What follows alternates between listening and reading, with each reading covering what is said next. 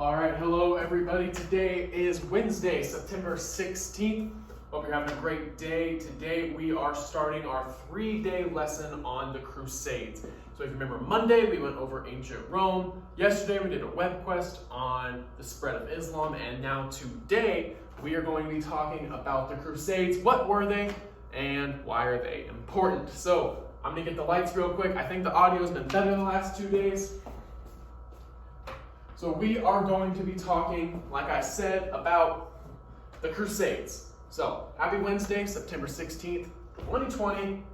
The Crusades. We are about a week away from coming back to in-school learning. As of right now, that is the plan. I hope that's still the plan moving forward.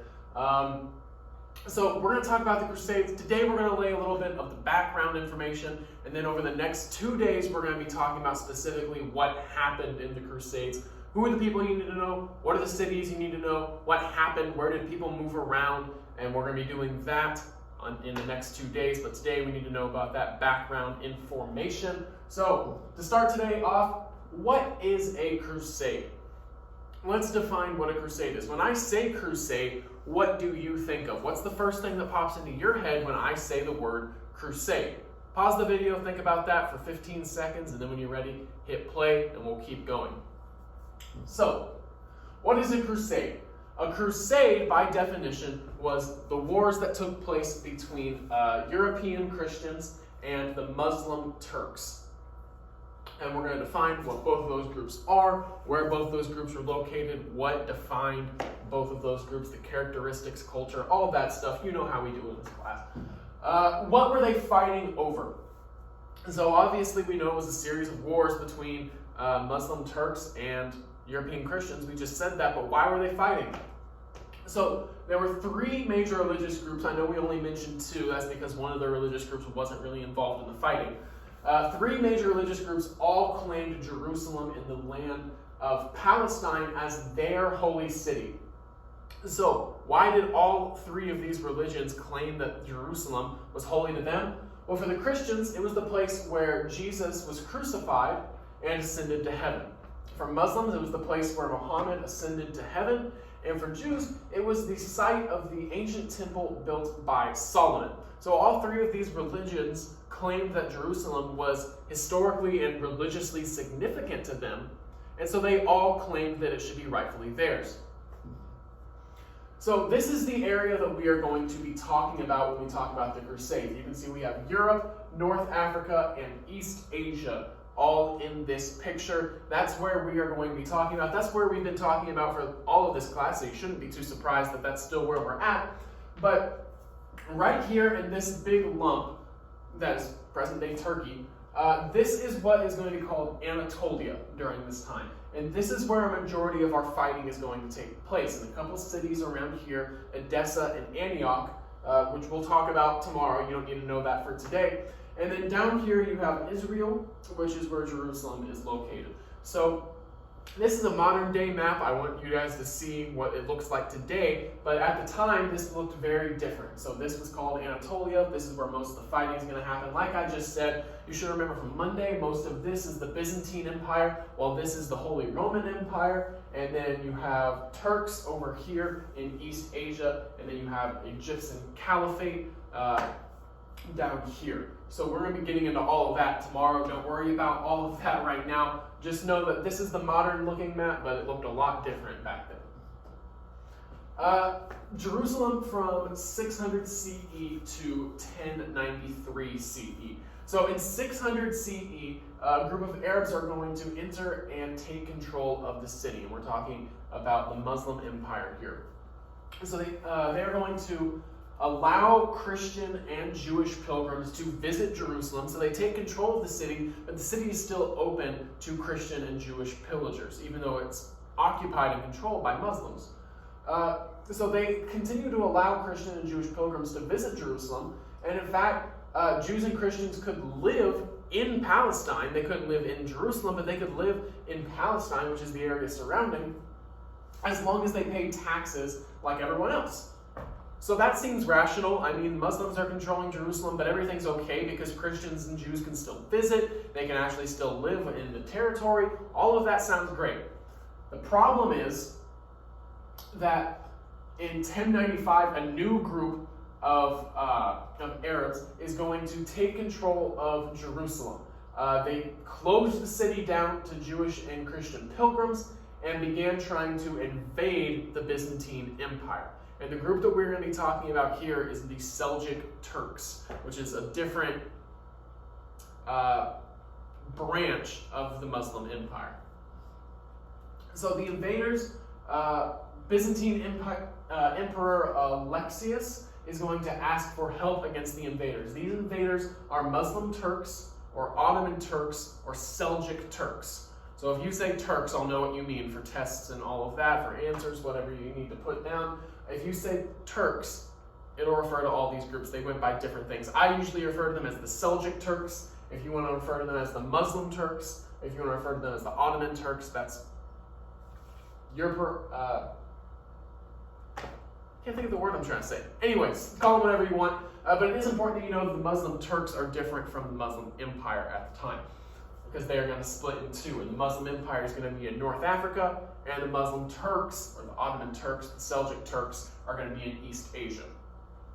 So the Muslim Turks were trying to take over the Byzantine capital of Constantinople. That's going to be a major issue here if I go back to the map. So you have the Byzantine Empire up here, you have the Seljuk Turks up here, and you have Constantinople, which is going to be located right around this area right here. So the Seljuk Turks are going to move this way, and they are going to try to take over Constantinople. They move this way, they take over Jerusalem, and none of this is going to sit well with European Christians. So the Pope at the time is Pope Urban II. And he is going to call for a holy war or a crusade.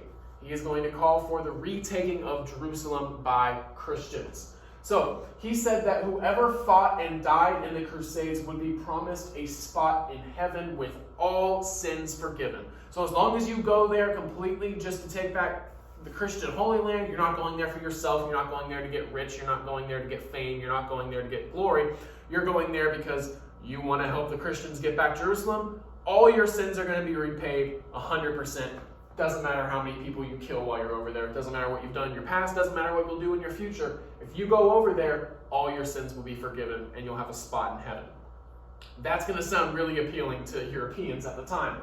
So about 30,000 men are going to take up his offer, and they leave Western Europe to go fight in Jerusalem. What happens next, we'll talk about over the next 2 days.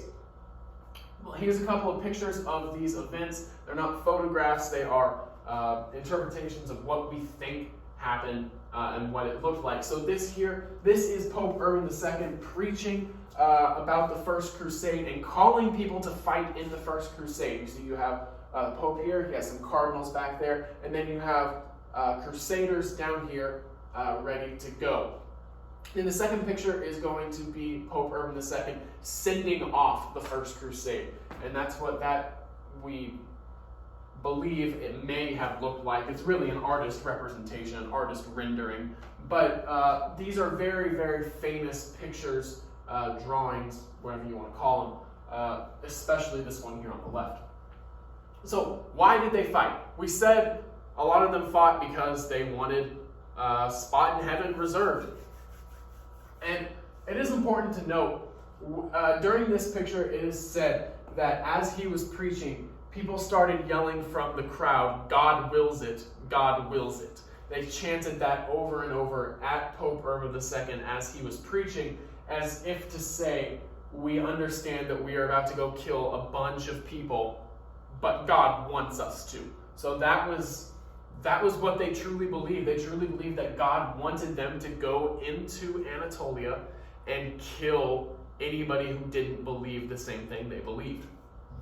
So, more reasons why they fought, though. There were economic and religious motives for the crusade. So we already talked about the religious reasons, the kings and the church. So they wanted a way to get rid of the knights who always fought each other and threatened the peace of the kingdom.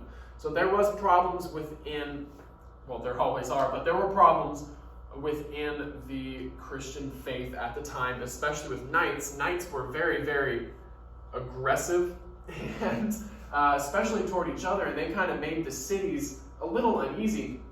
So this was a good way to get the knights out of the cities, get them elsewhere fighting other people instead of fighting themselves.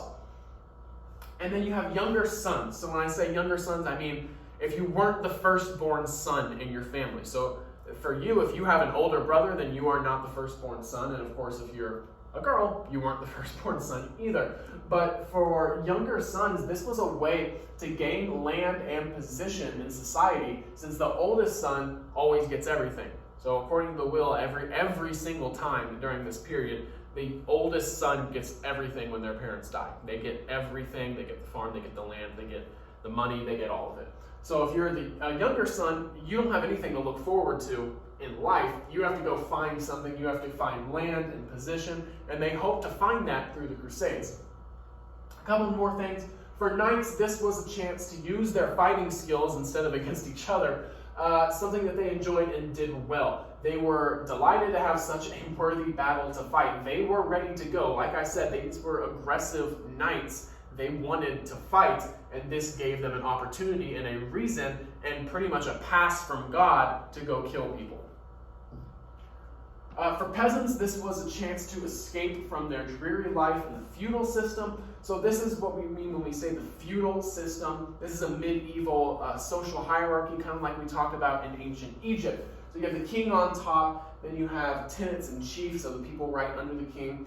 Then you have knights, who we talked about were aggressive, but they were appointed by the king. And then you have peasants. And this is going to occupy about 90% of the population, which is disproportionate.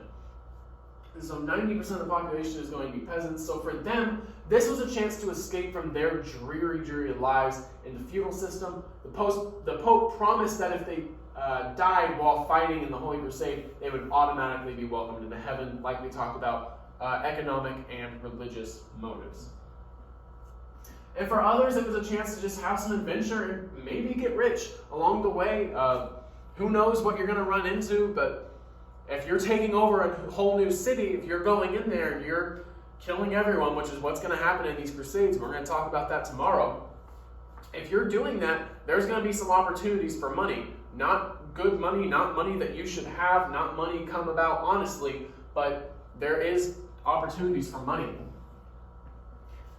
So the goal of the Crusades. The goal of the Christian soldiers was to recover Jerusalem and the Holy Land. So there are going to be multiple Crusades. We're going to talk about 4 Crusades. But the goal of the Crusades every single time is going to be to recover Jerusalem and protect the Holy Land. They're going to be doing one of those two things, if not both. They wanted it back from the Muslim Turks. So it wasn't the Muslim Empire or the Caliphate that was in northern Africa. It was from the Turks who were in East Asia. That's who controlled Jerusalem. So let's talk about some of the symbols that they wore. And so they have a red cross. That's what they wore on their chest, and they wore it on their shoulders, and they wore it on their shield. Anywhere they could put it, they put a red cross. And each crusader had a huge red cross made out of fabric, stitched onto the shirts or armor. It made all crusaders, it didn't matter who you were, what your background was, what your rank was, you were a unified army, you were a unified force, you were the same, you're fighting for the same thing. It doesn't matter who you were back in Europe, you're all the same now, you're all one life, and you're all fighting for the same thing. And it reminded the crusaders that they were fighting for a holy cause, because it was a cross, and the red cross was added to the flags and banners, so everywhere you looked around, if you were in the Crusader army, you saw a cross that reminded you of your faith, and you saw it on everybody, which reminded you that you were all equals. So this is just a picture kind of depicting that. I mean, you would like to believe that everybody wore the same thing, but it's just not true. If you were higher ranking, I mean, this was the idea. The idea was you look around, everybody's wearing the same thing, everybody has the same rank. The actuality is they were all different ranks. So, I mean, you could believe that you were all fighting at the same level, but you really weren't. So let's talk about the positive and negative effects of the Crusades. The positives, so it's going to stimulate trade throughout the Mediterranean and Middle East. So whenever you have cultures colliding in this way, it's going to open up new trade routes. Europeans learn a lot from the Muslims, so in their interactions with Muslims, they are going to learn a lot. Muslims are far more advanced than Christians at this time. Remember on Monday, I showed you that chart of the Christian Middle Ages, where the scientific advancement just drops off severely during the Middle Ages. That's not going to happen for the Turks or for the Muslims. They are going to keep at it with their scientific advancements, and the Christians are going to learn as they go. And then the serfs used the Crusades to leave their land, and they found new opportunities like we talked about. That was the peasants. Now, negatives. So the Crusades are going to weaken the Byzantine Empire, the Pope and the nobles. So the Byzantine Empire is going to call for help from the Holy Roman Empire, who is going to come in and fight, which is just going to make the Byzantines look weak, and they're not going to recover any land themselves, and we'll talk about that more specifically. Kings are going to become stronger at this point, and it's going to leave a legacy of bitterness between Christians, Jews, and Muslims, which is still around today. So 1,000 years later, believe me, we have not forgotten about the Crusades. These groups still fighting vigorously. But that's going to do it for today. That is going to be our lasting legacy of the Crusades. We're going to talk about more specifically what happened in the Crusades, what were the events, who are the people you need to know, what are the places that you need to know. So make sure you go into Infinite Campus and mark yourself as present for all 6 of your classes. Make sure you complete the questions for today on Google Classroom. And once you have done that, you are all done for the day. Remember that I have office hours every day from 1:15 to 3 o'clock. Just let me know if you need to meet. Send me an email. We can get that done, no problem. Just let me know. And other than that, if you do have any questions, please email me. Please let me know. And other than that, have a great day, Wildcats. See ya.